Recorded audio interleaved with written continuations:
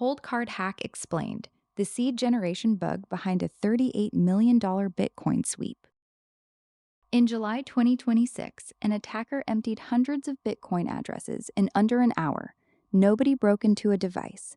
A firmware bug had been quietly generating weak wallet seeds for 5 years, and the keys could simply be guessed. This is educational only, not security or financial advice.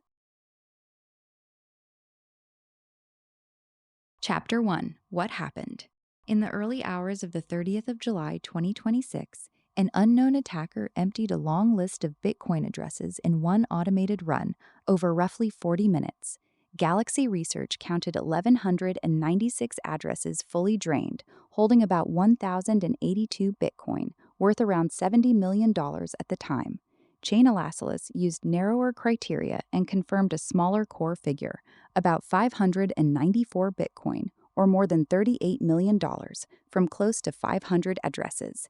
Every sweep paid the same hard-coded fee and left no change output, which is the signature of a script working through a prepared list. Chapter 2. Why hack is the wrong word. Nobody broke into an air-gapped device. There was no malware, no supply chain tampering, no break in Bitcoin's cryptography, and no remote access. What happened is subtler, and in some ways worse. The affected devices produced their seed phrases correctly in every visible respect. The words looked normal, the backups worked, the wallets ran. The problem was invisible. The set of seeds the device could produce was small enough to simply work through. The keys were never stolen, they were recalculated. Chapter 3. One check, 5 years.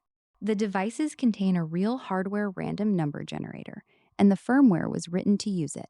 During a 2021 move to a new crypto library, that link quietly broke.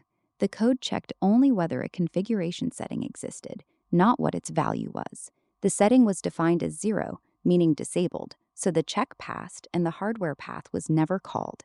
Seed generation fell back to a lightweight software generator, seeded from the device ID and a couple of timers.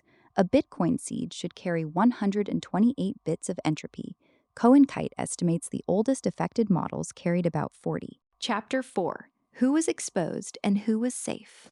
Exposed were seeds made on affected firmware using only the device's own randomness in single signature wallets with no passphrase or a weak one. Protected were 3 groups.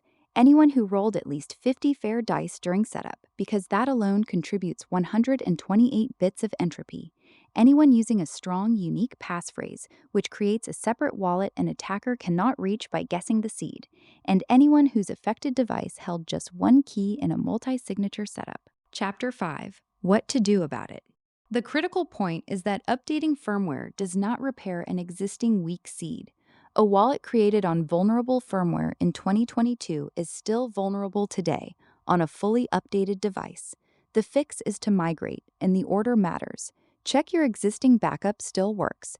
Install the fixed firmware for your model. Generate a new seed, ideally with dice. Send a small test transaction first. Then move the rest across and keep the old backup until every balance has arrived.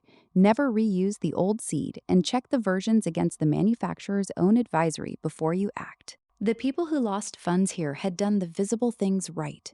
The failure sat upstream in how the seed was made. Dice rolls, a strong passphrase, and multi-signature all held because each one makes the device's own randomness just one input among several. Read the full breakdown on blockspot.io. Do you check how your wallet generates its seed? Tell us in the comments.